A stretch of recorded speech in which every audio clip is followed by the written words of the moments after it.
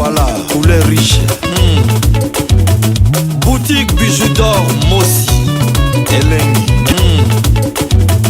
Boutique bijoux d'or, Mossi, Elengi. Voilà, poulet riche. Boutique bijoux d'or, Mossi, Elengi. Oh yo. Djura, tu étais à Paris? Comment ça s'est passé à Paris? Souka mais maman c'est tout risque à Bakamina. Poani. Non son de la bango. Oh. Non son de la bango. Wakati ndio Poani. Kapamba, baba serna non son. Osaini. Doza na bango, c'est le Kapamba. Yoga était pour toi Juan.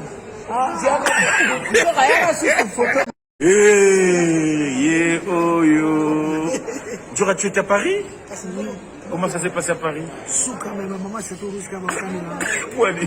Non son de la bango. Oh. Non son de la bango. Wakati ndio Poani. Kapamba, baba serna non son. Osaini. Doza na bango, c'est le Kapamba. Yoga était pour toi Juan.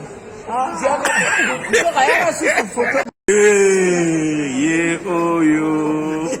Djura, tu étais à Paris? Comment ça s'est passé à Paris? Souka mais maman c'est tout risque à Bakamina. Poani. Non son de la bango. Oh. Non son de la bango. Wakati ndio Poani. Kapamba, baba serna non son. Osaini. Doza na bango, c'est le Kapamba. Yoga était pour toi Juan.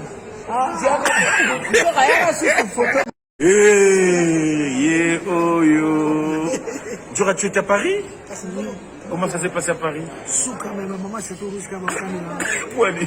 Non son de la bango. Oh. Non son de la bango. Wakati ndio Poani. Kapamba, baba serna non son. Osaini. Doza na bango, c'est le Kapamba. Yoga était pour toi Juan.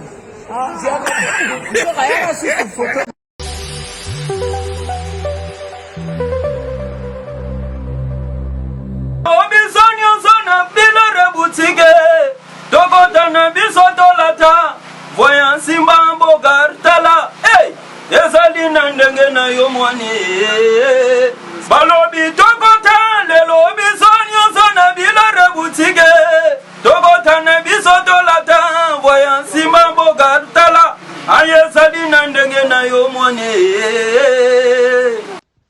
Eye na kati ya matonge, maison de passage na biso. Maison de passage na biso ya goyo, maison de passage na biso ezana ba climatiseur, ezali climatisé. Maison de passage na biso ezana matonge na Irebu A37. Maison de passage na biso tozana ba appartement où ezali ya 2 chambres, salon, cuisine.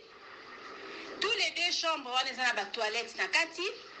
Maison de passage na biso tozali na appartement oyo ezali kaka salon, salle de bain, chambre na cuisine. Tozali lisusu na appartement na biso oyo ezali appartement ya pamba lokola chambre na toilette na oyo salle de bain na ona kati. Chambre oyo ezali ya pamba oyo ezaka na salle de bain okoyamba bapaya na yo na kati. Chambre oyo ezali chambre, salon, cuisine.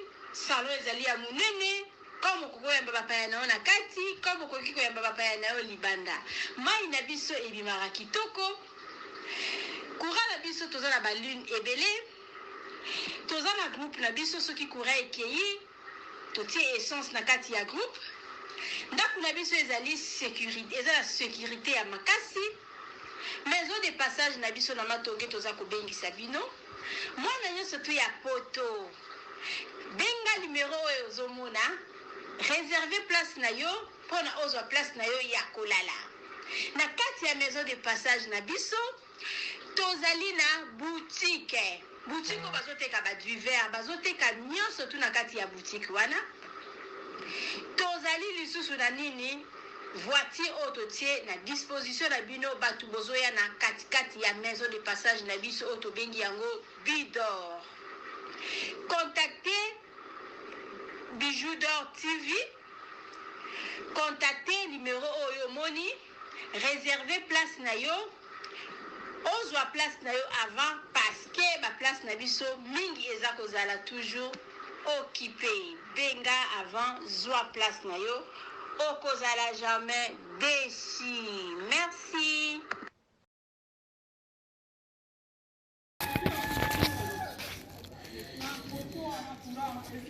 Salut, j'espère que vous allez bien.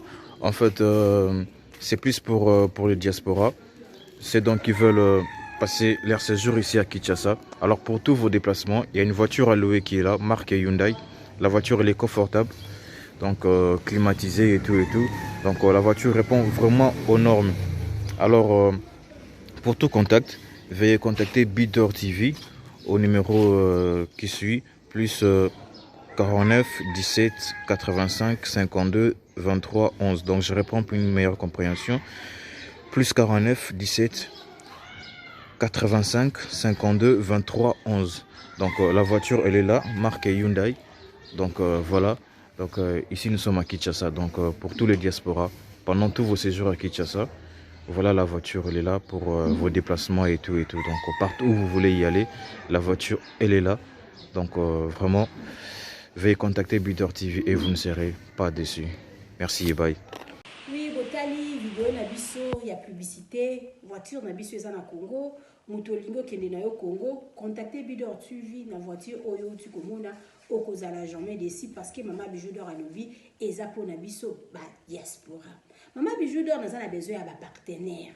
Yo partenaire place aux alliés, contactez Mama Bijou d'Or. Mama Bijou d'Or a besoin d'un micro, Mama Bijou d'Or a besoin d'un ordinateur. Vous savez là na musala nanga soko lingi au soutenir Mama Bijou d'Or na musala na ye numéro nanga ezawana. Merci.